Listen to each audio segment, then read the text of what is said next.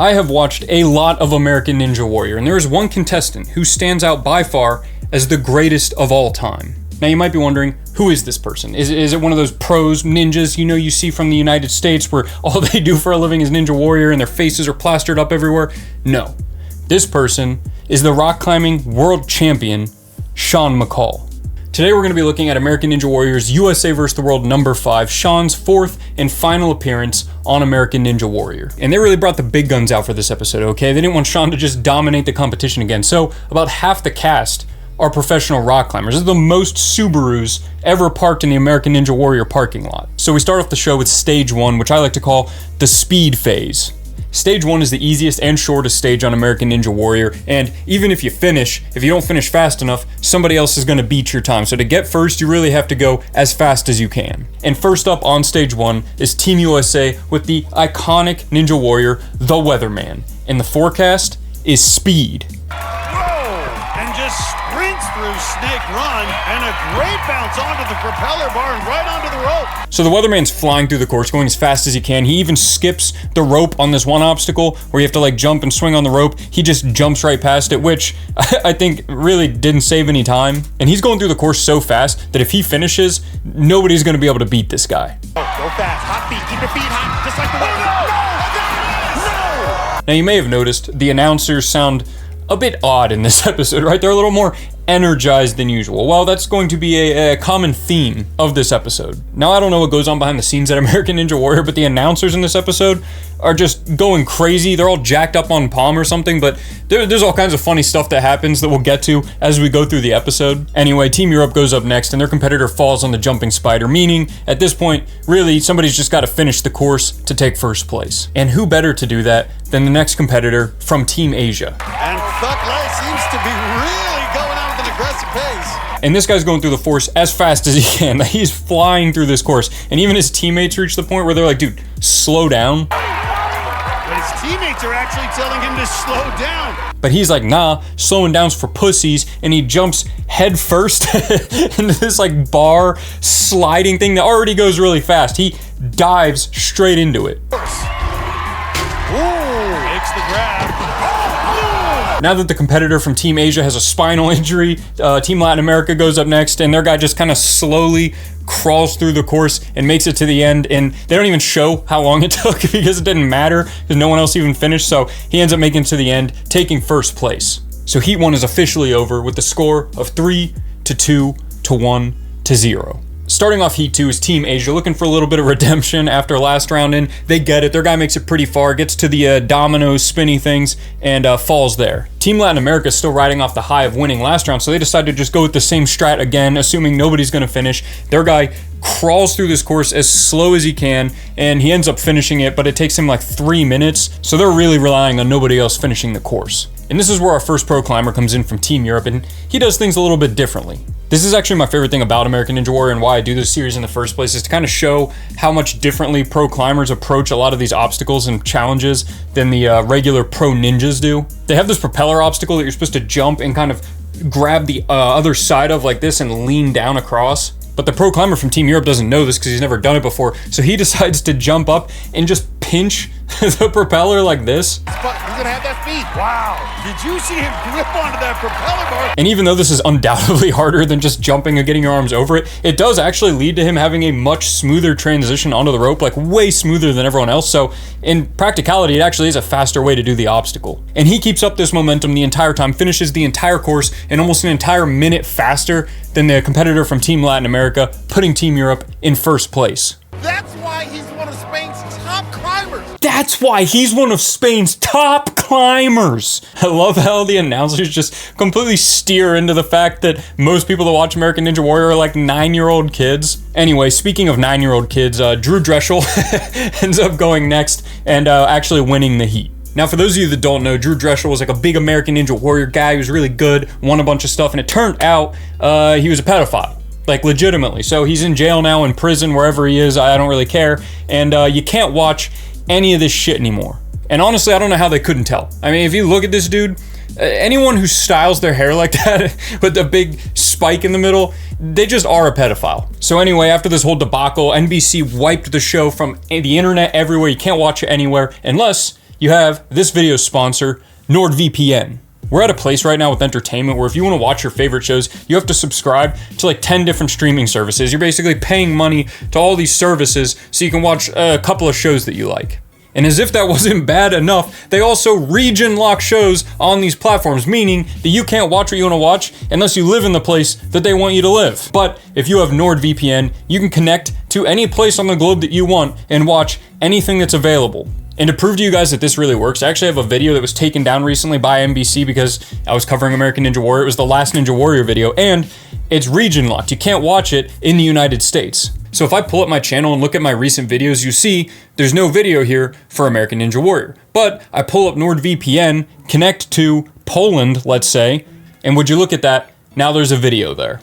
I can't even watch my own video without NordVPN. If you don't believe me, try it yourself. NordVPN also has super fast connection. I game on it all the time. I stream shows and movies, whatever I want to do. I've never even noticed that I was connected to NordVPN. The connection's fine. They also have malware protection, tracker blockers, ad blockers. It's a huge bundle of services, and if you want to try it out, click the link in the description below and get 4 months extra on a 2-year plan.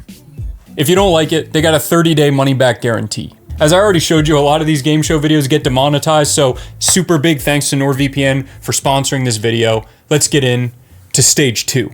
Stage 2 of USA vs. the World is what I like to call the endurance phase. This is the one, it's not about how strong you are, not about how fast you go, it's about just making it to the end at all. They basically have the entire first half of this course, your feet don't touch the ground at all. And because of this, the first competitor from Team Europe gets too pumped out and can't finish the course. And the next competitor up is from Team USA, and a lot of you will probably recognize him, especially those of you that are fans of Magnus Mitbo. Sean Bryan's a professional Ninja Warrior who owns his own Ninja Warrior gym, and him and Magnus did a bunch of videos together back in Magnus's American Ninja Warrior phase. And like most of the best Ninja Warriors, Sean has his own nickname, the Papal Ninja. That's right, he has the power of God and anime on his side. My nickname is the Papal Ninja. I'm proud of my Catholic faith. Is this what goes on behind the scenes at Catholic Church? Like, what the fuck is going on here? I remember doing a lot of standing and sitting, severe lack of backflips when I was there. So Sean lives up to his reputation and goes absolutely ham on the salmon ladder. Sean is legitimately one of the most dangerous competitors on here. He makes it all the way through stage 2 and gets to the flying wing nuts. Look at the power. You can see, almost busted his beautiful face. I don't know what's going on anymore, but it's like he knew what was going to happen next. Know about it. Go fly it. Boom. Oh, no. This is probably one of the worst falls I've seen on American Ninja Warrior. It's genuinely a pretty brutal fall. He legitimately busted his beautiful face.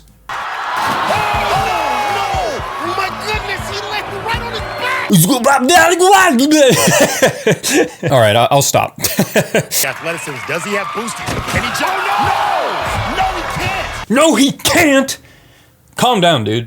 So at this point in stage 2, all the Team Latin America has to do is finish the course and they'll take first place, but they run into the same issue as Team Asia and they can't make the jump. Gotta use all of that athleticism. Run, jump, and land. Oh, no! So at the end of the first heat, the score is 8-5 to 3-2. Now we're in the final heat of stage 2, and the stakes are at the highest they can be because whoever is in last place at the end of this heat is eliminated from the competition. So Team Asia decides to bring out the big guns with their own pro climber. And you remember how earlier I talked about rock climbers being innovators, right? Coming into American Ninja Warrior, doing things differently, setting new standards for how to do obstacles.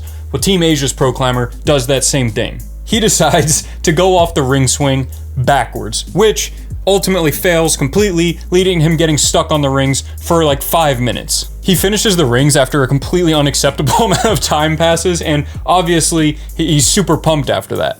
Yes, you're pumped out because you spent a lot of time on the ring swing. Yeah, at this point the announcers went from like overhyped to just annoyed with the competitors. Like, yeah, you're pumped. That's what happened. You took too fucking long. But he's not wrong. The competitor is super pumped and falls almost immediately after this. Ring swing did this to him. That's why he's shaking. He's shaking it out. No! Next up is Team Latin America's pro climber, and he follows suit with the pro climber before him by floundering on the ring chain things for like 5 minutes. Despite getting hung up on the rings, he makes it through and gets onto the salmon ladder before the announcers start getting annoyed again. Oh boy! Yes, there's pain. So what? You're pumped? Are you gonna fucking cry about it? And once again, the announcers are correct, and he does fall. Oh my, Creato may be done! Man down, man down! Next up is the competitor from Team USA, and he makes it through the course relatively easily. And once he gets to the very end of the course, he decides to finish with some swag. This is a swagger-ass way to finish a course. At this point, there's only one team left to go, Team Europe. And if Team Europe doesn't take first place, they will lose the competition. And do you remember at the beginning of the video when I talked about the GOAT of American Ninja Warrior? Well, up next is none other than Sean McCall himself. McCall has never lost a heat on stage 2. He's finished every time. I didn't even bring that up in the intro, but Sean has never fallen on stage 2. This is his 4th time doing stage 2 at USA vs. the World, which is the highest level of competition in American Ninja Warrior. Dude's never fallen. This is a guy who rises to the occasion, looking so comfortable. Sean's basically the epitome of what people think of when they think of professional rock climbers. Like, his grip strength just never goes away. He can hang what seems like infinitely. But I think the thing that makes Sean special and such a good Ninja Warrior is that Ninja Warrior is basically separated between leg obstacles and arm obstacles. That's a part of the reason why the ninjas struggle so much on the rock climbing wall. Actual rock climbing requires you to use your arms and your legs at the same time in sync with one another, whereas in Ninja Warrior, you're either hanging by your arms and not allowed to use your legs, or running on shit with your feet and not using your arms. And this leads to a lot of the pro climbers doing really well on some obstacles and terribly on other ones because they can hang for days, but as soon as they have to balance on their legs or run across some shit, they're in the water. But you think Sean McCall's a regular pro climber? Remember, he's only 5'7", but no problem. If you can't tell by the timer, Sean is way ahead in time of the American contestant, but he still has to finish the course. Come on. That's right, Sean McCall once again proves he's the GOAT, 4 times in a row completing stage 2, finishes it with a ton of swag, even more swag. He out-swagged the American, finishing stage 2. This victory by Sean McCall secured Team Europe a place in stage 3, eliminating Team Asia from the competition. And now we move on to stage 3. This I like to call the strength phase. Stage 3 doesn't require you to be the fastest, and you aren't hanging by your arms for 4 obstacles in a row. But every single obstacle on stage 3 is incredibly difficult. And because of the high skill floor required to participate in stage 3, this is known as the stage that rock climbers perform the best on. So who better to start us off on stage 3 than the pro climber from Latin America? Just needs the dismount. Oh! This has to be the weirdest fall I've ever seen in American Ninja Warrior. Like, what the fuck happened? He's a pro climber. It's a pinch. Just pinch it. Just squeeze it with your hand. I don't know what the hell happened here. That was literally the first obstacle on stage 2. He fell on the first obstacle of stage 2. But to redeem him, Team Europe also brings in their pro climber. But even this pro climber is immediately struggling on the key ring hang, which makes no sense because it's literally just like, this should be extremely easy if you're a pro climber. American Ninja Warrior must have the loosest definition of what a pro climber is. Like, this dude can't even do a one-arm lock-off. I'm not saying that you have to be able to do a one-arm lock-off to be a good climber, but to be a pro climber, if you look at Sean McCall on these, he can hang off both of those floating boards as pinches, and he can easily one-arm lock-off and static his way through the key rings. It's like the producers just ask people like, oh, have you been to a rock climbing gym before? And they're like, yeah. And it's like, oh, you're a pro climber. Anyway, the pro climber from Team Europe makes it to Cliffhanger, a climbing obstacle, falls on Cliffhanger, but makes it slightly further than Team USA's Drew Dreschel did, making Team Europe in first place. Now, I'm going to be honest with you guys right here and right now. This is the most uneventful episode of American Ninja Warrior ever. You're probably waiting for something exciting to happen. This is the end of the episode. You're probably like, oh, isn't there another heat? It doesn't matter. All of them fall at the same spot. They all fall at the same spot on stage 3. And because Team Latin America's contestant was the only one to fall at the very beginning, the pro climber who couldn't hold on to the pinches, they got eliminated, meaning there's now a showdown between Team USA and Team Europe. For those of you who have not watched a USA vs. the World before, the showdown is always the same, an 80-foot rope climb. On Team Europe, we have the American Ninja Warrior GOAT, Sean McCall. And on Team USA, we have the recently concussed Sean Bryan. So the showdown begins. Surprisingly, despite the fact that Sean Bryan has brain damage, he is neck and neck with Sean McCall. Already 30 feet, but McCall evening it up. These two are fierce competitors. They're neck and neck. They're flying up these ropes trying to take number 1, but Sean McCall proves why he's the GOAT.